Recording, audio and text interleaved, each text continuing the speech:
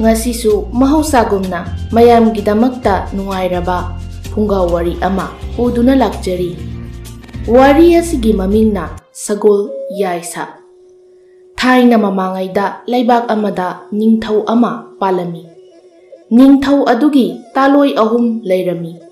Taloi atonbi adudi hingsabi oirami. Taloi ahan khaktang machanupa ama poklami. Ataydi poklamde. Taloi atonbi hingsabi aduna khalli. Iche ahandi machanupa pokpanina. Ningthauna sikhraga. Ningthaugi maral mathumpung namak mahaki loina oikragani. Aidi icha poktabanina karisu kanararoi. Adunadi angang ase hatoknaba thaurang ama tawdaba yadre. Asumna khalladuna taloi atonbi aduna kanna nasinare. Taloi atonbi adudi hingsabinina ningthaubu tat tawduna sumhattuna thamlami. Aduna ningthauna taloi singi maraktagi mahakpu hena luna amadi nungsina tawrami. Ningthauna taloi atonbi ado nare tabada mathawai yamna warami. Thuna yangna mahakna atonbigi manakta laklami amasung kari karam tawraga anabado phagadage haiduna hanglami. Taloi atonbina khumlai. Iningthau aigi anabasidi phabangamlaroi. Aduna aidi soidana siragadabani. Paukum adu tabada ningthau ado amukka hena warami. Adudagi atonbida amuk hanglai. Nang nasikragadi aidi mangledana. Amuktangdi hayudana nangi anabado kari tawraga phagadage haibado. Atonbina amuk khumlai. Iningthauna yabirakloi haibagi haijadabani. Aigi anabase phagadaba amakhaktangdi lay. Ningthauna amuk hairai. Nangi anabadubu phagani hairabadi nangna taw haibado tawge ai wasaklibasini. Atonbina makha tarai. Iningthauna wasakpirabanina ai hairage. Ichanupa amakhaktang lairibado hatlaga mahaki I aduna aigi hakchang sinba thungna tairabadi aigi anabase soidana phagani. Atonbigi wa adu tabada ningthau adudi swai laukre. Adubu machadagi hena nungsiba atonbigi anabadubu phani hairabadi machanupado hayenggi numitta hatlu haiduna ningthauna manaisingda yathang pirami. Ningthaugi yathang ado tabadadi taloi ahan adudi mathwai yamna wari. Mahakna konungda laiba ningthaugi khongnetcha Samu Yaisagi manakta laktuna wari pumba kaptuna tamluri. Maduda Samu Yaisana khumlai. Ibema adugidamaktadi karisu waruganu. Aina angang adubu mi khanghandana soidana yokani. Ibemana mihatpasing aduda hui ama piraga madudagi I lauhalaga nanaw nupi hingsabiduda pihalu. Asumna hainaduna angang ado Samu Yaisana yokre. Aduga mihatpasing aduna taloi ahan na piba hui adugi I lauraga hingsabi aduda pire. Adudagi taloi atonbi hingsabi aduna I adu tairaba matungda anaba phari haiduna haugalagli. Matam khara lairaga hingsabi aduna maya tawduna yengba matamdadi angang ado Samu Yaisana yoktuna laiba ure. Angang adu side Samu Yaisana yoktuna laire khangbadagi taloi atonbi hingsabi ado amukka nasinari. Atonbi taloi nare tabadagi ningthau ado mathawai wana mahaki manakta amuk lakle. Aduga kari karam tawraga anaba phagadage amuk hangle. Maduda taloi atonbina khumlai. Iningthau handak mukti haijararoi. Ai asum sijarage. Ningthauna amuk hairai. Ibema nang nabu phagani hairabadi ai karimata chingnaba laite.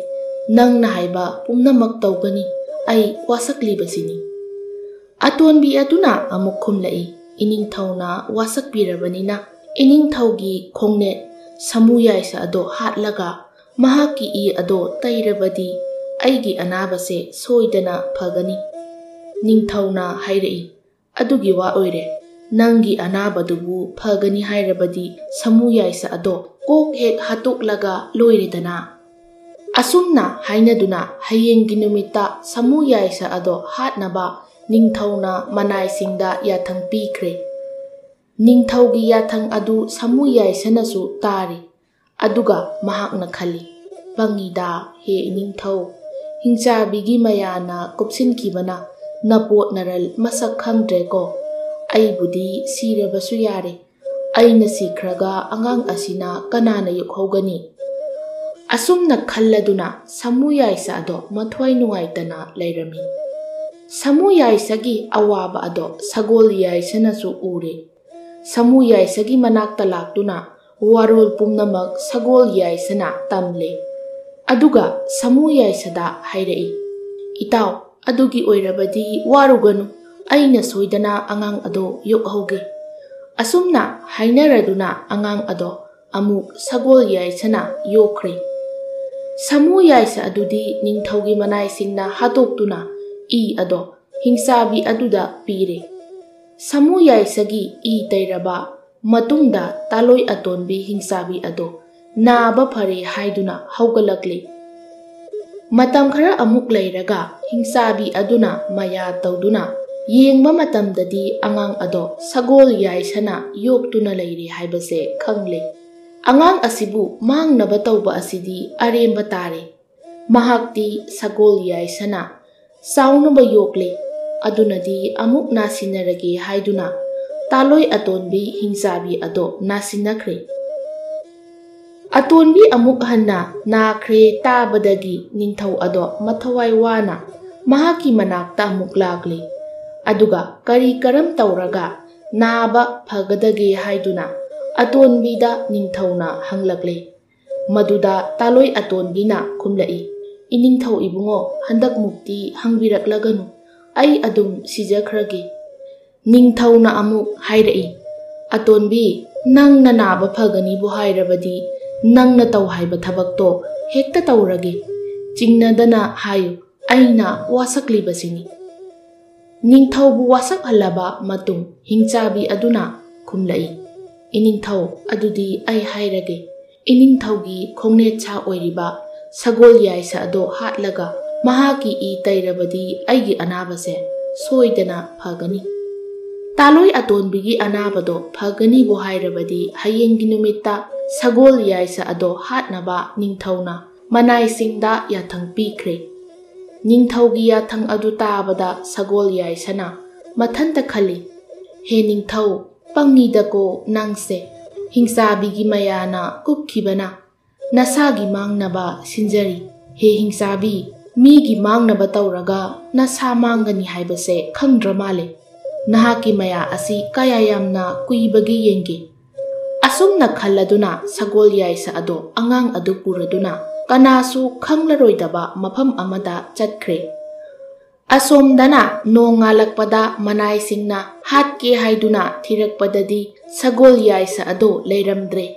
Sagol yaisa adu leitrabadi sibaga chap manare haiduna hingsabi adu naba phare haiduna amuk haugalakle. Asum tauna matam khara haukraba matungda sagol yaisana yoklakpa angang aduna nongmagi chawraktuna pakhang sarep pharakle. Matam asida laibak amagi ningthaugi machanupi ama mapana amada thajai yade amada thajai yade tawduna lairami. Mahakna mayadrabada ningthau aduna machanupida hanglai. Ibema ipana matam charingaida achau achauba ningthau macha kayada thajabasu nangna mayade nangbu luhonglaroi hairibro. Mapagi wa adu tabada ningthaugi machanupi aduna khumlai. Ipa ibungo na phai haiba ningthau macha amada hekta aibu thajabado aidi isana yajaningde. Aigi ipuroibadi aigi laibakta tamba ama lakani. Ai ase thonglon taret londuna thambiyu. Thonglon taret asibu hangba ngamba nupa aduda aibu luhongbiyu. Machagi wadu taraba matungda ningthau aduna machanupibu thonglon taret londuna thamkhre. Aduga thonglon taret adu hangba ngamba nupada ꯃꯆꯥꯅꯨꯄꯤ ꯊꯥꯖꯒꯅꯤ ꯍꯥꯏꯗꯨꯅ ꯂꯩꯕꯥꯛ ꯈꯨꯗꯤꯡꯗ ꯄꯥꯎ ꯊꯥꯈ꯭ꯔꯦ꯫ ꯄꯥꯎ ꯑꯗꯨ ꯇꯥꯕꯗ ꯂꯩꯕꯥꯛ ꯀꯌꯥꯗꯒꯤ ꯂꯥꯛꯄ ꯅꯤꯡꯊꯧ ꯃꯆꯥꯁꯤꯡꯅ ꯊꯣꯡꯂꯣꯟ ꯑꯗꯨ ꯍꯥꯡꯅꯕ ꯍꯣꯠꯅꯔꯦ, ꯑꯗꯨꯕꯨ ꯀꯅꯥ ꯑꯃꯠꯇꯅ ꯍꯥꯡꯕ ꯉꯝꯂꯛꯇ꯭ꯔꯦ꯫ ꯇꯧꯔꯤꯕ ꯃꯇꯧ ꯑꯗꯨꯗ ꯅꯤꯡꯊꯧ ꯑꯗꯨꯗꯤ ꯃꯊ꯭ꯋꯥꯏ ꯌꯥꯝꯅ ꯋꯥꯔꯦ꯫ ꯑꯁꯨꯝꯅ ꯇꯧꯔꯤꯕ ꯃꯇꯧ ꯑꯗꯣ ꯁꯒꯣꯜꯌꯥꯏꯁꯥꯅ ꯂꯥꯞꯅ ꯎꯔꯦ, ꯑꯗꯨꯒ ꯃꯍꯥꯛꯅ ꯌꯣꯛꯂꯤꯕ ꯅꯤꯡꯊꯧ ꯃꯆꯥ ꯑꯗꯨꯗ ꯍꯥꯏꯔꯛꯏ, "ꯏꯕꯨꯡꯉꯣ, ꯂꯩꯕꯥꯛ ꯑꯃꯒꯤ ꯅꯤꯡꯊꯧꯒꯤ ꯃꯆꯥꯅꯨꯄꯤ ꯑꯃ ꯊꯣꯡꯂꯣꯟ 8 ꯍꯥꯡꯕ ꯉꯝꯕ ꯅꯨꯄꯥꯗ ꯂꯩꯒꯅꯤ ꯍꯥꯏꯗꯨꯅ ꯇꯧꯔꯤꯕ ꯑꯁꯤꯗ ꯀꯅꯥ ꯑꯃꯠꯇꯅ ꯍꯥꯡꯕ ꯉꯝꯗ꯭ꯔꯦꯅꯦ꯫ ꯑꯩꯈꯣꯏ ꯑꯅꯤ ꯆꯠꯇꯨꯅ ꯍꯪꯂꯨꯁꯤ." ꯋꯥ ꯑꯗꯨ ꯇꯥꯕꯗ ꯅꯤꯡꯊꯧ ꯃꯆꯥꯅꯨꯄꯥ ꯑꯗꯨꯅ ꯍꯪꯂꯛꯏ, "ꯏꯄꯥ ꯏꯕꯨꯡꯉꯣ, ꯑꯩꯅ ꯀꯔꯝꯅ ꯊꯣꯡꯂꯣꯟ ꯑꯗꯣ ꯍꯥꯡꯒꯗꯒꯦ?" ꯁꯒꯣꯜꯌꯥꯏꯁꯥꯅ ꯈꯨꯝꯂꯛꯏ, "ꯅꯪꯅ ꯃꯗꯨꯒꯤꯗꯃꯛꯇ ꯀꯔꯤꯃꯠꯇ ꯋꯥꯔꯨꯒꯅꯨ, ꯑꯩꯅ ꯄꯨꯝꯅꯃꯛ ꯇꯥꯛꯀꯅꯤ꯫ ꯅꯪꯅ ꯃꯐꯝ ꯑꯗꯣ ꯍꯦꯛ ꯌꯧꯕ ꯃꯇꯝꯗ ꯑꯁꯨꯝꯅ ꯍꯥꯏꯌꯨ, 'ꯍꯥ ꯏꯕꯦꯝꯃ, ꯅꯤꯡꯊꯧ ꯃꯆꯥꯅꯨꯄꯤ, ꯑꯩ ꯂꯥꯛꯂꯦ'" ꯑꯁꯨꯝꯅ ꯍꯥꯏꯔꯒ ꯊꯣꯡ ꯑꯗꯣ ꯈꯨꯠꯅ ꯀꯤꯠ ꯀꯤꯠ ꯅꯝꯃꯨ꯫ ꯊꯣꯡꯂꯣꯟ 8 ꯑꯗꯣ ꯃꯊꯟꯇ ꯍꯥꯡꯖꯈꯤꯒꯅꯤ꯫ ꯅꯤꯡꯊꯧꯒꯤ ꯃꯆꯥꯅꯨꯄꯤ ꯑꯗꯣ ꯅꯪꯒꯤꯗꯃꯛꯇ ꯇꯝꯈ꯭ꯔꯕꯅꯤ, ꯅꯪꯕꯨ ꯉꯥꯏꯔꯤꯕꯅꯤ꯫ ꯑꯁꯨꯝꯅ ꯍꯥꯏꯔꯕ ꯃꯇꯨꯡꯗ ꯁꯒꯣꯜꯌꯥꯏꯁꯥ ꯑꯗꯨꯅ ꯅꯤꯡꯊꯧ ꯃꯆꯥꯅꯨꯄꯥꯗꯨ ꯃꯅꯒꯟꯗ ꯇꯣꯡꯍꯜꯂꯒ ꯅꯤꯡꯊꯧ ꯃꯆꯥꯅꯨꯄꯤ ꯑꯗꯨꯒꯤ ꯃꯅꯥꯛꯇ ꯂꯥꯛꯂꯤ꯫ ꯑꯗꯨꯗꯒꯤ ꯃꯐꯝ ꯑꯗꯨ ꯌꯧꯔꯛꯂꯕꯗ ꯁꯒꯣꯜꯌꯥꯏꯁꯥꯅ ꯍꯥꯏꯔꯛꯏ, "ꯏꯕꯨꯡꯉꯣ, ꯅꯪ ꯆꯪꯉꯨ, ꯑꯩꯗꯤ ꯆꯠꯈ꯭ꯔꯒꯦ꯫ ꯅꯪꯅ ꯋꯥꯔꯕ ꯃꯇꯝꯗ ꯑꯩꯕꯨ ꯑꯁꯨꯝꯅ ꯀꯧꯔꯛꯎ, 'ꯍꯥ ꯏꯄꯥ ꯏꯕꯨꯡꯉꯣ ꯁꯒꯣꯜꯌꯥꯏꯁꯥ', ꯃꯗꯨꯗ ꯑꯩ ꯂꯥꯛꯄꯒ ꯆꯞ ꯃꯥꯟꯅꯒꯅꯤ"꯫ ꯑꯁꯨꯝꯅ ꯍꯥꯏꯔꯝꯂꯒ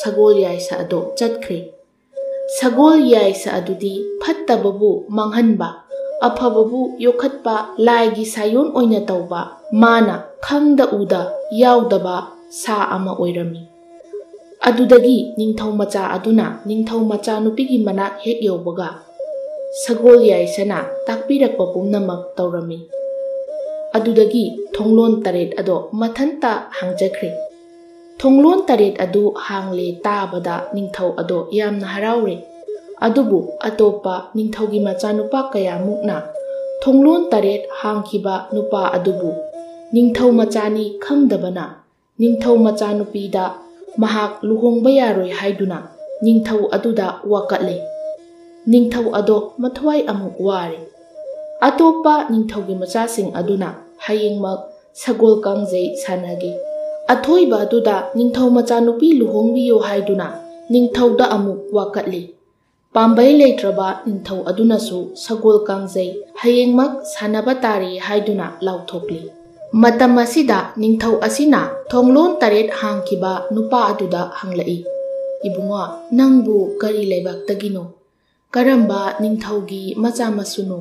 ꯍꯌꯦꯡ ꯁꯒꯣꯜ ꯀꯥꯡꯖꯩ ꯁꯥꯟꯅꯒꯅꯤ ꯍꯥꯏꯕꯁꯤꯗ ꯅꯪ ꯁꯣꯏꯗꯅ ꯌꯥꯎꯒꯗꯕꯅꯤ꯫ ꯅꯪꯒꯤ ꯁꯒꯣꯜ ꯂꯩꯇ꯭ꯔꯒꯅ ꯑꯩꯒꯤ ꯁꯒꯣꯜꯁꯪꯗꯒꯤ ꯑꯄꯥꯝꯕ ꯑꯃ ꯈꯜꯂꯨ"꯫ ꯅꯤꯡꯊꯧ ꯃꯆꯥ ꯑꯗꯨꯅ ꯈꯨꯝꯂꯛꯏ, "ꯏꯅꯤꯡꯊꯧ ꯏꯕꯨꯡꯉꯣ, ꯑꯩꯒꯤ ꯁꯒꯣꯜ ꯂꯩꯖꯩ, ꯑꯩꯒꯤ ꯁꯒꯣꯜ ꯑꯗꯣ ꯂꯧꯖꯔꯨꯒꯦ"꯫ ꯑꯁꯨꯝꯅ ꯍꯥꯏꯔꯝꯂꯒ ꯃꯍꯥꯛ ꯁꯒꯣꯜ ꯂꯧꯕ ꯆꯠꯈ꯭ꯔꯦ꯫ ꯃꯍꯥꯛꯅ ꯈꯔ ꯆꯠꯂꯒ "ꯍꯥ ꯏꯄꯥ ꯏꯕꯨꯡꯉꯣ ꯁꯒꯣꯜꯌꯥꯏꯁꯥ" ꯍꯥꯏꯗꯨꯅ ꯀꯧꯔꯛꯄꯗ ꯁꯒꯣꯜꯌꯥꯏꯁꯥ ꯑꯗꯣ ꯃꯃꯥꯡꯗ ꯆꯞ ꯍꯦꯛꯇ ꯂꯦꯞꯂꯔꯦ꯫ ꯑꯗꯨꯒ ꯅꯤꯡꯊꯧꯒꯤ ꯃꯆꯥꯅꯨꯄꯥ ꯑꯗꯨꯅ ꯃꯔꯝ ꯄꯨꯝꯅꯃꯛ ꯁꯒꯣꯜꯌꯥꯏꯁꯥꯗ ꯇꯝꯂꯤ꯫ ꯃꯗꯨꯗ ꯁꯒꯣꯜꯌꯥꯏꯁꯥꯅ ꯈꯨꯝꯂꯛꯏ, "ꯏꯆꯥꯁꯤꯗꯤ ꯃꯗꯨꯒꯤꯗꯃꯛ ꯅꯪ ꯀꯔꯤꯃꯠꯇ ꯋꯥꯔꯨꯒꯅꯨ, ꯏꯄꯥ ꯂꯩꯔꯤ꯫ ꯏꯄꯥ ꯏꯆꯥ ꯆꯪꯗꯨꯅ ꯁꯒꯣꯜ ꯀꯥꯡꯖꯩ ꯑꯗꯣ ꯁꯥꯟꯅꯔꯒ ꯂꯣꯏꯔꯦ꯫ ꯉꯁꯤꯗꯤ ꯏꯄꯥ ꯋꯥꯔꯤ ꯑꯃ ꯂꯤꯒꯦ, ꯅꯪ ꯃꯨꯟꯅ ꯇꯥꯎꯀꯣ꯫ ꯅꯪ ꯑꯁꯦ ꯑꯩꯅ ꯄꯣꯛꯄ ꯏꯆꯥ ꯅꯠꯇꯦ, ꯅꯪꯗꯤ ꯅꯤꯡꯊꯧꯒꯤ ꯃꯆꯥꯅꯤ꯫ ꯅꯪꯒꯤ ꯅꯃꯥꯒ ꯂꯣꯏꯅꯅ ꯅꯃꯥ ꯑꯃꯒ 2 ꯂꯩ꯫ ꯏꯇꯣꯟ ꯇꯣꯟꯕꯤ ꯑꯗꯨꯗꯤ ꯍꯤꯡꯆꯥꯕꯤꯅꯤ꯫ ꯃꯍꯥꯛꯅ ꯅꯪꯕꯨ ꯀꯜꯂꯛꯇꯨꯅ ꯍꯥꯠꯅꯕ ꯍꯣꯠꯅꯔꯛꯄꯗꯒꯤ ꯏꯄꯥꯅ ꯅꯪꯕꯨ ꯌꯣꯛꯈꯤꯕꯅꯤ꯫ ꯅꯄꯥꯕꯨꯡ ꯑꯗꯨꯗꯤ ꯍꯤꯡꯆꯥꯕꯤ ꯑꯗꯨꯒꯤ ꯃꯌꯥꯅ ꯀꯨꯞꯈꯤꯗꯨꯅ ꯑꯃꯝꯕ ꯄꯨꯟꯁꯤ ꯑꯃꯗ ꯂꯩꯈ꯭ꯔꯕꯅꯤ꯫ ꯅꯪꯅ ꯍꯌꯦꯡ ꯀꯥꯡꯖꯩ ꯁꯥꯟꯅꯕ ꯂꯣꯏꯔꯕ ꯃꯇꯨꯡꯗ ꯅꯤꯡꯊꯧ ꯃꯆꯥꯅꯨꯄꯤ ꯑꯗꯣ ꯊꯥꯖꯔꯒꯦ ꯍꯥꯏꯔꯛꯂꯕꯗꯤ ꯅꯪꯅ ꯏꯄꯥ ꯏꯃꯥ ꯈꯪꯍꯜꯂꯨꯈꯤꯒꯦ ꯍꯥꯏꯗꯨꯅ ꯌꯥꯔꯣꯏꯗꯕꯅꯤ꯫ ꯑꯗꯨꯗꯒꯤ ꯑꯩꯈꯣꯏ ꯑꯅꯤ ꯆꯠꯇꯨꯅ ꯅꯃꯥꯇꯣꯟ ꯍꯤꯡꯆꯥꯕꯤꯗꯣ ꯍꯥꯠꯂꯒ ꯅꯄꯥꯕꯨꯡꯕꯨ ꯑꯃꯝꯕ ꯀꯣꯛꯍꯜꯂꯕ ꯃꯇꯨꯡꯗ Napabungga namaga masak khangnaraga chauna ningthau machanupi adubu luhonggadabani. Namaton hingsabi ado hatnaba thaurang pumnamak langduna thamlabani. Asumna liraba matungda sagol yaisa aduna mayang yamna kangba sagol ama olaktuna turoi ngamloi makhoi ani ningthau machanupigi konungda sagol kangjei sanaba chatkre. Ningthau laima amadi machanupi pumnamak sagol adu urubada mathwai yamna ware. Sagol adu sindoknaba hairakpada ningthau machanupaduna mayadre. Ngaihak leiraga sagol kangjei yengnanaba miyam tinkhalakle. Matam asida ningthaugi machanupa aduna magi mayang kangkraba sagol aduga loinana sagol kangjei sanagadabagi kangjei bungda thoklakle. Sagol aduna makhong phauba thangba ngamdana turoi ngamloi chatpa aduda tilliba miyam ado phak phak launa noksilakle. Atopa ningthaugi machasingnasu mayang asuk kangkraba sagol asina kangjei thoiba haunade. Makhoina soidana ningthaugi machanupi adu lauragani haiduna muktuna laikre. Tauriba matau adu ubada ningthau adudi mathwai yamna ware. Adudagi kangjei hek haubaga sagol yaisana onba mayang kangkraba sagol aduna makhongna kaw kawduna yauramdai khajik tangairaba matamda ningthaugi machanupaduna kangjeina kangdrum ado thomduna panjin chanba haurakle. Atopa sagolsing aduna amukta phauba kangdrum ado phangkhidre. Asumna sanarakpana ningthaugi machanupa ado mayang kangkraba sagol aduga loinana panjin 5-10 chanchinkre. Kangjei ado ningthau machanupa aduna thoire. Leibak miyang pumnamak sagol adudi laini haiduna thagatnakre. Adudagi kangjei sanaraba matungda ningthau aduna machanupi ado ningthau machanupa aduda pige hairaklami. Maduda ningthau machanupa aduna mapa mama amukta khanghallukhige hairamlaga mahakna sagol aduga loinana chatkre. Khara chatlaba matungda sagol yaisa aduna ningthau machanupa adubu sakni bagi fijon chelhalle. Aduga hingsabi adugi mathwai oiriba lirung amadi tumba ani ado khaw amada hapchillaga mahakna tawrugadaba pumnamak sagol yaisana takpiraba matungda sakni basaraduna ningthaugi machanupado mahaki mapagi konungda changkre. Matam asida sakni ba ama lakle khangbadagi hingchabi aduna karigumba khara hapnaba thorakle. Sakni ba aduna mahakti nupina hapa poti laude haibadagi hingchabi aduna ningthauda tamlure. Maduda ningthau adu oina pot khara sakni baduda hapnaba amuk thorakle. Matam aduda sakni ba aduna ningthau aduda hairei. Iningthau aidi pot chaini ba lakpana chade. Iningthaugi mafamda wari amata lijage laksabani. Asumna hairakpadagi ningthau asina sakni ba adugi wangang hek tabada yamna nungsire. Ningthauna wari liba yagani haiduna sakni baduda hairakle. Sakni baduna amu haijarai.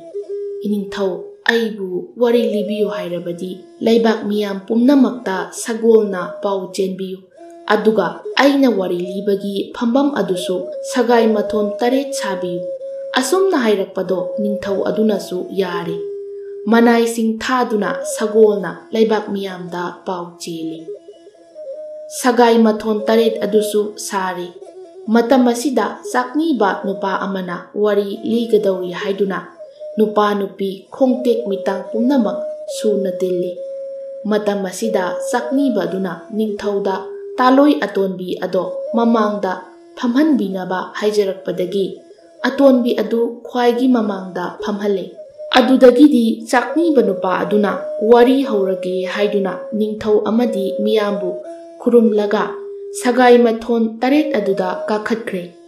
Iningthau amadi leibak miyam pumnamak tabiyu haiduna sakni ba aduna asumna wari liba haurakle. Ningthau amagi taloi ahum leirami. Taloi atonbi adudi hingsabini. Ahal adudi machanupa ama poi ꯑꯇꯩꯗꯤ ꯄꯣꯛꯂꯝꯗꯦ꯫ ꯃꯆꯥꯅꯨꯄꯥ ꯑꯃꯈꯛ ꯄꯣꯛꯄꯗꯣ ꯀꯜꯂꯛꯄꯗꯒꯤ ꯍꯤꯡꯆꯥꯕꯤ ꯑꯗꯨꯅ ꯍꯥꯠꯅꯕ ꯅꯥꯁꯤꯟꯅꯔꯦ꯫ ꯅꯤꯡꯊꯧꯅ ꯑꯉꯥꯡ ꯑꯗꯣ ꯍꯥꯠꯅꯕ ꯍꯥꯏꯔꯛꯄꯗꯒꯤ ꯇꯥꯂꯣꯏ ꯑꯍꯟ ꯑꯗꯨꯅ ꯃꯆꯥ ꯑꯗꯨꯕꯨ ꯁꯥꯃꯨ ꯌꯥꯏꯁꯥꯗ ꯌꯣꯛꯍꯟꯈ꯭ꯔꯦ꯫ ꯑꯗꯨꯗꯒꯤꯗꯤ ꯈꯔ ꯂꯩꯔꯒ ꯁꯥꯃꯨ ꯌꯥꯏꯁꯥꯁꯨ ꯍꯤꯡꯆꯥꯕꯤ ꯑꯗꯨꯅ ꯍꯥꯠꯅꯕ ꯍꯥꯏꯔꯛꯄꯗꯒꯤ ꯍꯥꯠꯇꯣꯛꯂꯦ꯫ ꯑꯗꯨꯒ ꯑꯉꯥꯡ ꯑꯗꯨꯅ ꯁꯒꯣꯜ ꯌꯥꯏꯁꯥꯅ ꯑꯃꯨꯛ ꯌꯣꯛꯍꯧꯔꯦ꯫ ꯁꯒꯣꯜ ꯌꯥꯏꯁꯥꯗꯨꯁꯨ ꯍꯥꯠꯅꯕ ꯍꯤꯡꯆꯥꯕꯤꯗꯨꯅ ꯍꯥꯏꯔꯛꯄꯗꯒꯤ ꯁꯒꯣꯜ ꯌꯥꯏꯁꯥ ꯑꯗꯨꯅ ꯑꯉꯥꯡ ꯑꯗꯣ ꯄꯨꯔꯒ ꯑꯊꯥꯞꯄ ꯃꯐꯝ ꯑꯃꯗ ꯂꯣꯠꯈ꯭ꯔꯦ꯫ ꯑꯉꯥꯡ ꯑꯗꯣ ꯍꯧꯖꯤꯛꯇꯤ ꯄꯥꯈꯪ ꯁꯥꯔꯦꯞ ꯐꯥꯔꯦ꯫ ꯑꯗꯨꯒ ꯍꯧꯖꯤꯛꯇꯤ ꯍꯤꯡꯆꯥꯕꯤ ꯑꯗꯨꯒꯤ ꯃꯊꯛꯇ ꯂꯃꯟ ꯈꯨꯝꯕ ꯂꯥꯛꯂꯦ꯫ ꯑꯁꯨꯝꯅ ꯍꯥꯏꯔꯗꯨꯅ ꯆꯥꯛꯅꯤꯕ ꯑꯗꯨꯅ ꯃꯍꯥꯛꯅ ꯄꯨꯔꯛꯄ ꯈꯥꯎ ꯃꯅꯨꯡꯗꯒꯤ ꯂꯤꯔꯨꯡ ꯄꯨꯊꯣꯛꯇꯨꯅ ꯃꯤꯌꯥꯝꯗ ꯌꯦꯡꯕꯤꯌꯨ ꯍꯥꯏꯗꯨꯅ ꯂꯥꯎꯔꯛꯂꯦ꯫ ꯇꯥꯂꯣꯏ ꯑꯇꯣꯟꯕꯤ ꯍꯤꯡꯆꯥꯕꯤ ꯑꯗꯨꯗꯁꯨ ꯌꯦꯡꯍꯜꯂꯦ꯫ ꯃꯗꯨ ꯎꯕꯗ ꯍꯤꯡꯆꯥꯕꯤ ꯑꯗꯨꯗꯤ ꯃꯀꯣꯛꯇꯒꯤ ꯃꯈꯣꯡ ꯐꯥꯎꯕ ꯇꯨ ꯈ꯭ꯌꯥꯎ ꯆꯣꯡꯈ꯭ꯔꯦ꯫ ꯑꯗꯨꯒ ꯍꯤꯡꯆꯥꯕꯤ ꯑꯗꯨꯅ ꯃꯉꯣꯟꯗ ꯂꯤꯔꯨꯡ ꯑꯗꯣ ꯁꯤꯟꯅꯔꯛꯅꯕ ꯆꯥꯛꯅꯤꯕ ꯑꯗꯨꯗ ꯂꯥꯎꯔꯛꯂꯦ꯫ ꯑꯗꯨꯗꯒꯤ ꯍꯤꯡꯆꯥꯕꯤ ꯑꯗꯣ ꯃꯤꯒꯤ ꯁꯛꯇꯝꯗ ꯂꯩꯕ ꯌꯥꯔꯛꯇꯕꯗꯒꯤ ꯀꯤ ꯇꯨꯀꯨꯠꯆꯔꯕ ꯑꯁꯦꯡꯕ ꯍꯤꯡꯆꯥꯕꯤꯒꯤ ꯁꯛꯇꯝꯗ ꯑꯣꯜꯂꯛꯇꯨꯅ ꯃꯁꯝ ꯃꯅꯥ ꯏꯐꯥ ꯐꯥꯔꯗꯨꯅ ꯆꯥꯛꯅꯤꯕ ꯅꯨꯄꯥ ꯑꯗꯨꯕꯨ ꯍꯥꯠꯀꯗꯕꯒꯤ ꯁꯒꯥꯏ ꯇꯝꯅ ꯄꯥꯏꯁꯤꯟꯈ꯭ꯔꯦ꯫ ꯑꯗꯨꯗꯒꯤ ꯆꯥꯛꯅꯤꯕ ꯁꯥꯁꯤꯟꯅꯔꯤꯕ ꯅꯤꯡꯊꯧ ꯃꯆꯥ ꯑꯗꯨꯅ ꯂꯤꯔꯨꯡ ꯑꯗꯣ ꯄꯣꯛ ꯂꯥꯎꯅ ꯊꯨꯗꯦꯛꯄ ꯃꯇꯝꯗꯗꯤ ꯍꯤꯡꯆꯥꯕꯤ ꯑꯗꯣ ꯃꯈ꯭ꯋꯥꯡ ꯇꯦꯛꯇꯨꯅ ꯁꯣꯔꯣ ꯁꯣꯔꯣ ꯆꯤꯡꯗꯨꯅ ꯂꯩꯔꯦ꯫ ꯑꯗꯨꯗꯒꯤꯗꯤ ꯅꯤꯡꯊꯧ ꯃꯆꯥ ꯑꯗꯨꯅ ꯈꯥꯎ ꯃꯅꯨꯡꯗꯒꯤ ꯇꯨꯝꯕꯥ ꯑꯗꯨꯁꯨ ꯂꯧꯊꯣꯛꯂꯦ꯫ ꯑꯗꯨꯒ ꯃꯁꯤꯁꯨ ꯌꯦꯡꯕꯤꯌꯨ ꯌꯦꯡꯕꯤꯌꯨ ꯍꯥꯏꯔꯗꯨꯅ ꯃꯤꯌꯥꯝ ꯃꯥꯡꯗ ꯂꯥꯎꯔꯛꯂꯦ꯫ ꯍꯤꯡꯆꯥꯕꯤ ꯑꯗꯨꯅ ꯇꯨꯝꯕꯥ ꯑꯗꯨꯇꯗꯤ ꯃꯉꯣꯟꯗ ꯁꯤꯟꯅꯕꯤꯌꯨ ꯍꯥꯏꯗꯨꯅ ꯁꯒꯥꯏ ꯇꯝꯅ ꯁꯣꯔꯣ ꯁꯣꯔꯣ ꯄꯥꯏꯁꯤꯟꯈ꯭ꯔꯦ꯫ ꯑꯗꯨꯗꯒꯤꯗꯤ ꯅꯤꯡꯊꯧ ꯃꯆꯥꯅꯨꯄꯥ ꯑꯗꯨꯅ ꯇꯨꯝꯕꯥ ꯑꯗꯨꯒꯤ ꯃꯆꯤꯟ ꯑꯗꯨ ꯁꯨꯒꯥꯏꯕ ꯃꯇꯝꯗ ꯍꯤꯡꯆꯥꯕꯤ ꯑꯗꯨꯒꯤ ꯃꯌꯥ 30 ꯑꯗꯨ ꯈ꯭ꯌꯥꯎ ꯂꯥꯎꯅ ꯀꯦꯜꯂꯦ꯫ ꯃꯊꯪꯗ ꯑꯃꯨꯛ ꯇꯨꯝꯕꯥ ꯑꯗꯣ ꯃꯍꯥꯛꯅ ꯄꯣꯞ ꯂꯥꯎꯅ ꯊꯨꯒꯥꯏꯕ ꯃꯇꯝꯗꯗꯤ ꯍꯤꯡꯆꯥꯕꯤ ꯑꯗꯣ ꯃꯁꯝ ꯃꯅꯥ ꯏꯐꯥ ꯐꯥ ꯁꯒꯥꯏ ꯃꯈꯣꯡꯗ ꯁꯜꯂꯒ ꯇꯥꯗꯨꯅ ꯂꯩꯔꯦ꯫ ꯇꯧꯔꯤꯕ ꯃꯇꯧ ꯑꯗꯨ ꯎꯕꯗ ꯇꯤꯜꯂꯤꯕ ꯃꯤꯌꯥꯝ ꯄꯨꯝꯅꯃꯛꯇꯤ ꯄꯨꯡꯉꯛ ꯉꯛꯈ꯭ꯔꯦ꯫ ꯅꯤꯡꯊꯧ ꯑꯗꯨꯁꯨ ꯏꯉꯛ ꯉꯛꯂꯗꯨꯅ ꯍꯤꯡꯆꯥꯕꯤ ꯑꯗꯨ ꯃꯥꯒꯤ ꯅꯨꯄꯤ ꯑꯣꯏꯅ ꯂꯩꯔꯝꯕꯗꯨꯗ ꯏꯀꯥꯏꯕꯅ ꯂꯣꯏꯈ꯭ꯔꯦ꯫ ꯑꯗꯨꯗꯒꯤꯗꯤ ꯅꯤꯡꯊꯧ ꯃꯆꯥꯅꯨꯄꯥ ꯑꯗꯨꯅ ꯁꯒꯥꯏꯗꯒꯤ ꯀꯨꯝꯊꯔꯛꯇꯨꯅ ꯃꯄꯥꯕꯨꯡ ꯅꯤꯡꯊꯧꯕꯨ ꯈꯨꯔꯨꯝꯂꯦ꯫ ꯅꯤꯡꯊꯧ ꯑꯗꯨꯅꯁꯨ ꯃꯍꯥꯛꯀꯤ ꯃꯆꯥꯗꯨꯅꯤ ꯈꯪꯂꯛꯄꯗꯒꯤ ꯃꯆꯥꯕꯨ ꯀꯣꯜꯂꯒ ꯀꯞꯈ꯭ꯔꯦ꯫ ꯑꯗꯨꯒ ꯅꯍꯥꯟ ꯃꯈꯩ ꯍꯤꯡꯆꯥꯕꯤ ꯑꯗꯨꯒꯤ ꯃꯌꯥꯅ ꯀꯨꯞꯇꯨꯅ ꯑꯃꯝꯕ ꯄꯨꯟꯁꯤ ꯑꯃꯗ ꯂꯩꯔꯨꯔꯦ ꯍꯥꯏꯗꯨꯅ ꯅꯤꯡꯊꯧ ꯑꯗꯨꯅ ꯌꯥꯝꯅ ꯅꯤꯡꯉꯝꯂꯛꯇ꯭ꯔꯦ꯫ ꯄꯨꯝꯅꯃꯛ ꯑꯁꯤ ꯁꯒꯣꯜ ꯌꯥꯏꯁꯥꯅ ꯀꯣꯛꯍꯟꯕꯅꯤ꯫ ꯃꯍꯥꯛ ꯀꯗꯥꯏꯗ ꯂꯩ ꯍꯥꯏꯗꯨꯅ ꯅꯤꯡꯊꯧ ꯑꯗꯨꯅ ꯃꯆꯥꯅꯨꯄꯥ ꯑꯗꯨꯗ ꯍꯪꯖꯔꯛꯂꯦ꯫ ꯃꯇꯝ ꯑꯗꯨꯗ ꯃꯆꯥꯅꯨꯄꯥ ꯑꯗꯨꯅ ꯍꯥ ꯏꯄꯥ ꯏꯕꯨꯡꯉꯣ ꯁꯒꯣꯜ ꯌꯥꯏꯁꯥ ꯍꯥꯏꯗꯨꯅ ꯀꯧꯔꯛꯄꯗ ꯁꯒꯣꯜ ꯌꯥꯏꯁꯥ ꯑꯗꯣ ꯅꯤꯡꯊꯧꯒꯤ ꯃꯆꯥꯅꯨꯄꯥꯗꯨꯒꯤ ꯃꯃꯥꯡꯗ ꯆꯞ ꯂꯦꯞꯂꯔꯦ꯫ ꯅꯤꯡꯊꯧꯅ ꯁꯒꯣꯜ ꯌꯥꯏꯁꯥꯕꯨ ꯍꯦꯛ ꯎꯔꯨꯕꯗ ꯀꯞꯇꯨꯅ ꯆꯦꯟꯁꯤꯜꯂꯛꯂꯦ꯫ ꯑꯗꯨꯒ ꯃꯈꯣꯡ ꯀꯣꯜꯂꯗꯨꯅ ꯍꯥꯏꯔꯛꯏ, ꯁꯒꯣꯜ ꯌꯥꯏꯁꯥ, ꯅꯍꯥꯛ ꯑꯁꯦ ꯑꯆꯝꯕ ꯁꯥ ꯅꯠꯇꯦ, ꯂꯥꯏꯅꯤ꯫ ꯅꯍꯥꯛꯅ ꯑꯩꯕꯨ ꯍꯤꯡꯆꯥꯕꯤꯒꯤ ꯃꯌꯥꯅ ꯀꯨꯞꯈ꯭ꯔꯕ ꯊꯃꯣꯏ ꯑꯁꯤꯕꯨ ꯀꯣꯛꯍꯟꯕꯤꯒꯦ ꯍꯥꯏꯗꯨꯅ ꯂꯥꯏꯅ ꯁꯥꯌꯣꯟ ꯇꯧꯔꯛꯄꯅꯤ ꯍꯥꯏꯕꯁꯦ ꯑꯩ ꯈꯪꯖꯔꯦ꯫ ꯑꯩꯅ ꯈꯪꯗꯗꯨꯅ ꯑꯩꯒꯤ ꯅꯨꯡꯁꯤꯔꯕ ꯁꯥꯃꯨ ꯌꯥꯏꯁꯥ ꯍꯥꯠꯍꯟꯈꯤꯕ ꯏꯇꯨ ꯏꯆꯥ ꯑꯃꯁꯨꯡ ꯁꯒꯣꯜ ꯌꯥꯏꯁꯥ ꯅꯍꯥꯛꯄꯨ ꯑꯣꯠ ꯅꯩꯈꯤꯕ ꯄꯨꯝꯅꯃꯛ ꯉꯥꯛꯄꯤꯌꯨ꯫ ꯑꯁꯨꯝꯅ ꯍꯥꯏꯔꯗꯨꯅ ꯅꯤꯡꯊꯧ ꯑꯗꯨꯅ ꯁꯒꯣꯜ ꯌꯥꯏꯁꯥ ꯑꯗꯨꯗ ꯈꯨꯔꯨꯝꯂꯦ꯫ ꯅꯤꯡꯊꯧꯒꯤ ꯋꯥ ꯇꯥꯕꯗ ꯁꯒꯣꯜ ꯌꯥꯏꯁꯥ ꯑꯗꯨꯅꯁꯨ ꯃꯍꯥꯛꯄꯨ ꯉꯥꯛꯄꯤꯔꯦ꯫ ꯃꯆꯥꯕꯨ ꯁꯤꯔꯝꯂꯒꯅꯤ ꯍꯥꯏꯗꯨꯅ ꯃꯊꯋꯥꯏ ꯋꯥꯅ ꯂꯦꯜꯂꯛꯄ ꯅꯤꯡꯊꯧꯒꯤ ꯇꯥꯂꯣꯏ ꯑꯗꯨꯁꯨ ꯃꯆꯥꯕꯨ ꯑꯃꯨꯛ ꯎꯖꯕ ꯐꯪꯕꯗꯨꯗ ꯌꯥꯝꯅ ꯍꯔꯥꯎꯔꯦ꯫ ꯑꯗꯨꯒ ꯁꯒꯣꯜ ꯌꯥꯏꯁꯥ ꯑꯗꯨꯕꯨꯁꯨ ꯂꯥꯏꯃꯛꯅꯤ ꯈꯜꯂꯗꯨꯅ ꯈꯨꯔꯨꯝꯂꯦ꯫ ꯃꯗꯨꯗꯒꯤ ꯅꯤꯡꯊꯧ ꯃꯆꯥꯅꯨꯄꯥ ꯑꯗꯨꯅ ꯑꯇꯣꯞꯄ ꯂꯩꯕꯥꯛ ꯑꯃꯒꯤ ꯅꯤꯡꯊꯧꯒꯤ ꯀꯣꯅꯨꯡꯗ ꯊꯣꯛꯈꯤꯕ ꯋꯥꯔꯤ ꯄꯨꯝꯕ ꯃꯄꯥ ꯅꯤꯡꯊꯧ ꯃꯃꯥ ꯂꯩꯃꯗ ꯇꯝꯂꯦ꯫ ꯃꯆꯥꯒꯤ ꯋꯥ ꯇꯥꯔꯕ ꯃꯇꯨꯡꯗ ꯅꯤꯡꯊꯧꯅ ꯂꯨꯆꯤꯡꯂꯗꯨꯅ ꯃꯤꯌꯥꯝ ꯄꯨꯝꯅꯃꯛ ꯑꯇꯣꯞꯄ ꯂꯩꯕꯥꯛ ꯑꯗꯨꯗ ꯆꯠꯇꯨꯅ ꯅꯤꯡꯊꯧꯒꯤ ꯃꯆꯥꯅꯨꯄꯤ ꯑꯗꯣ ꯂꯨꯍꯣꯡꯕ ꯆꯠꯈ꯭ꯔꯦ꯫ ꯂꯩꯕꯥꯛ ꯑꯗꯨꯒꯤ ꯅꯤꯡꯊꯧ ꯑꯗꯨꯅꯁꯨ ꯅꯨꯄꯥ ꯑꯗꯣ ꯅꯤꯡꯊꯧ ꯃꯆꯥ ꯑꯣꯏꯔꯝꯕ ꯑꯗꯨꯗ ꯌꯥꯝꯅ ꯍꯔꯥꯎꯖꯔꯦ꯫ ꯑꯋꯣꯡ ꯑꯋꯣꯟ ꯆꯥꯎꯅ ꯇꯝꯗꯨꯅ ꯅꯤꯡꯊꯧꯒꯤ ꯃꯆꯥꯅꯨꯄꯥꯗꯨꯒ ꯃꯆꯥꯅꯨꯄꯤꯗꯨꯒ ꯆꯥꯎꯅ ꯂꯨꯍꯣꯡꯂꯦ꯫ ꯑꯁꯨꯝ ꯇꯧꯅ ꯐꯠꯈꯤꯗ꯭ꯔꯕ ꯍꯤꯡꯆꯥꯕꯤ ꯑꯗꯣ ꯍꯥꯠꯇꯣꯛꯈ꯭ꯔꯕ ꯃꯇꯨꯡꯗ ꯁꯒꯣꯜ ꯌꯥꯏꯁꯒꯤ ꯃꯄꯥꯟꯗꯒꯤ ꯅꯤꯡꯊꯧ ꯑꯗꯣ ꯃꯍꯥꯛꯀꯤ ꯅꯨꯄꯤ ꯃꯆꯥ ꯑꯃꯁꯨꯡ ꯃꯃꯧꯁꯤꯡꯒ ꯂꯣꯏꯅꯅ ꯅꯨꯡꯉꯥꯏꯅ ꯑꯃꯨꯛ ꯄꯥꯟꯈꯤ꯫ ꯃꯤꯕꯨ ꯀꯜꯂꯛꯇꯨꯅ ꯃꯥꯡꯅꯕ ꯇꯧꯔꯨꯕ ꯃꯤꯗꯤ ꯃꯃꯩ ꯊꯪꯗ ꯃꯁꯥ ꯑꯣꯏꯅ ꯃꯥꯡꯖꯈꯤ꯫